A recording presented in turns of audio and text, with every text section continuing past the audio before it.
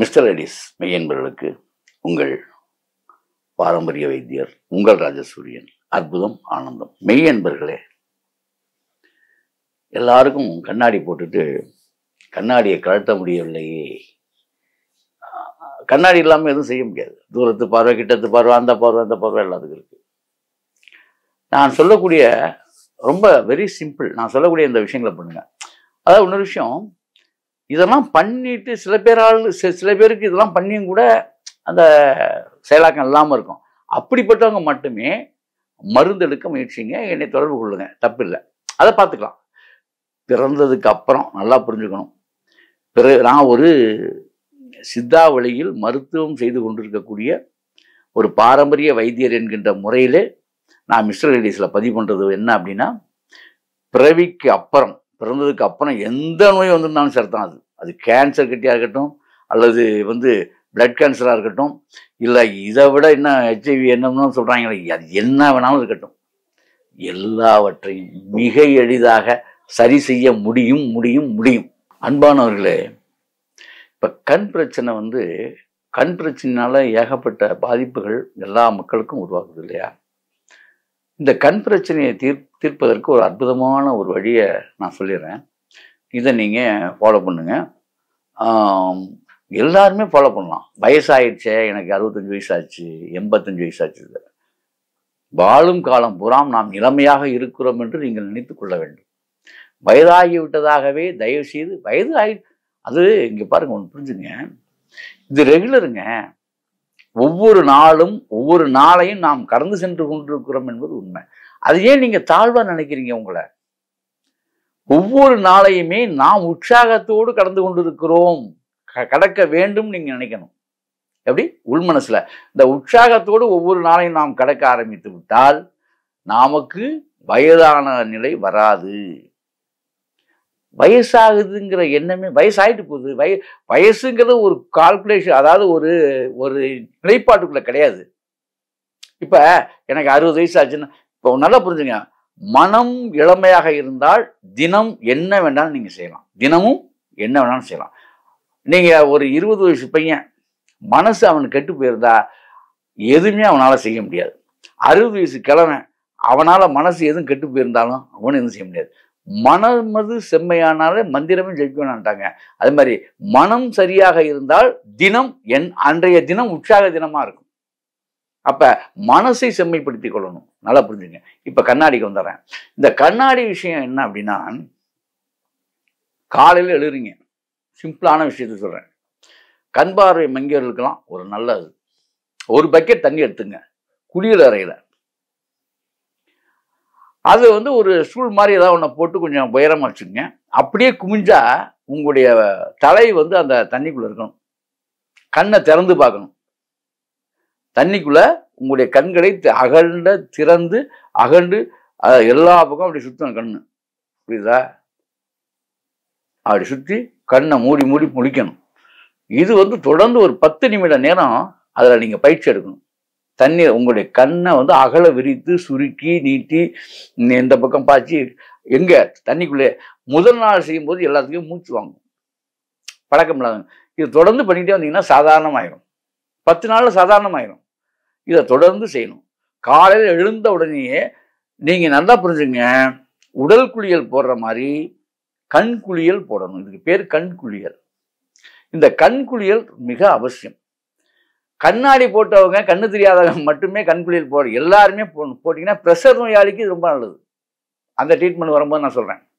இந்த கண் குளியலால் என்னன்னா, உடல்ல கிட்டத்தட்ட பார்த்தீங்கன்னா 72,000 நாடியுமே நாடியுடைய சூட்டை தணிக்கும். இந்த கண்ணில் இருக்க வெப்பம் தணியும். 72,000 நாடியோட சூடு தணியும். ருத்ர கபால வாயு அடங்கும். முதல்ல புரிஞ்சுக்கணும். ருத்ர கபால, அதாவது உங்களுடைய உந்தி ஸ்தானத்திலிருந்து போகக்கூடிய ருத்ர கபால வாயுவே அடங்கும். அது ஏன்னா சூட்டினால வர்றது.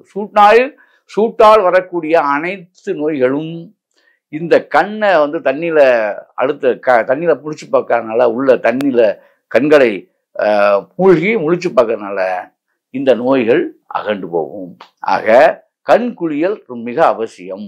இந்த கண் குளியல் பண்ணிட்டு நீங்க என்ன செய்யணும், கறிவேப்பிலை இருக்கு பார்த்தீங்களா, ஒரு பிடி கருவேப்பிலை, பயப்படாதீங்க. ஒரு பிடி. ஆனா ஒண்ணு, கிட்னி பழுதானவர்கள் இந்த விஷயத்த செய்யக்கூடாது. எந்த விஷயத்த? இந்த கருவேப்பிலை சாப்பிட்றத, முருங்கைக்காயை சாப்பிட்றத நிப்பாட்டி, அதாவது இந்த பச்சை இலைகளை யாரு கிட்னி பழுதானவங்க அந்த காலகட்டத்தில் சாப்பிடக்கூடாது. அதை விட்டுருங்க. மற்றவங்களாம் சாப்பிடலாம். ஏன்னா இதை கிட்னி கெட்டு போனவங்களும் கண் பார்வைக்காக இதை செய்வாங்க இல்லையா, அவங்களுக்காக சொல்லிக்கிறேன். அதனால இதை செய்யக்கூடாது. இப்போ என்ன செய்யணும், இதை காலையில் இந்த கண்குளியல் முடிக்கிறீங்களா, பல் விளக்கிட்டு குளிக்க போகும்போது கண்குளியல் முடிச்ச உடனே ரெடியாக இருக்கணும். ஏன்னா செஞ்சு வச்சுட்டு கூட நீங்கள் போகலாம். ஒரு பிடிச்சபடி கருவேப்பிலை,